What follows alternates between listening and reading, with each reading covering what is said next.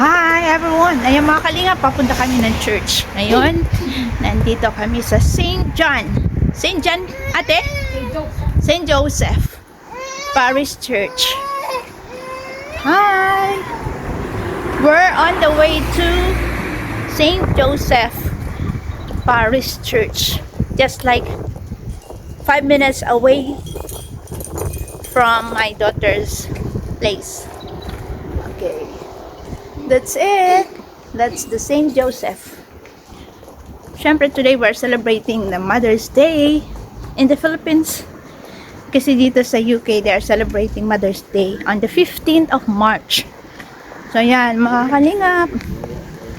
Tara, mag-attend tayo ng misa bago ang lahat. That is the St. Joseph Parish Church. Hello, baby Elijah. Wait lang. Walay. Walay.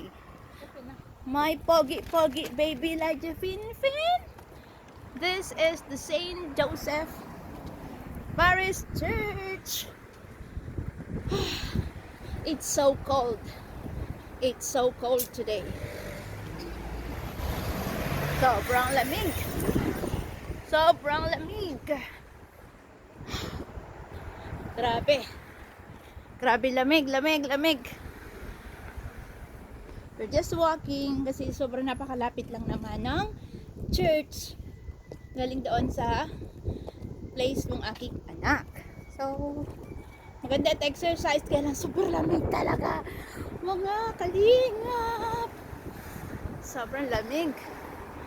Yan. So, dito tayo tatawid.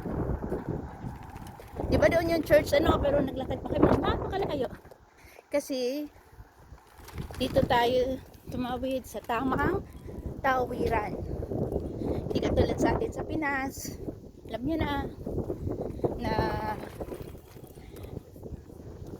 tawid lang kahit saan.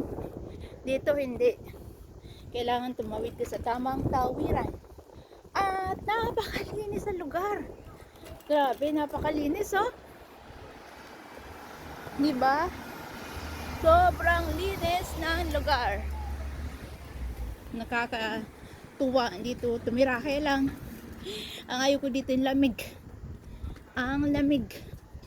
Ang ayaw ko ang lamig. Tapos yung mga bahay uniform. Kaya walang inggitan. Kasi para-paras yung bahay nyo. Pare-parehas ang bahay. Ito na ang St. Joseph Church. Yan, mga kalingap. Sinishare ko lang sa inyo.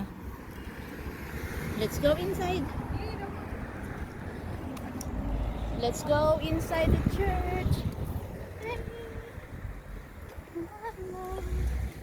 Let's go inside the church, mga kalingap.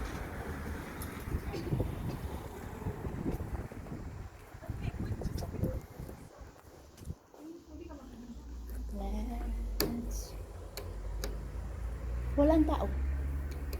Let's go. Wow. The mass will be at 10. The mass will be at 10. Oh, it's almost raining. It's raining. Ayun.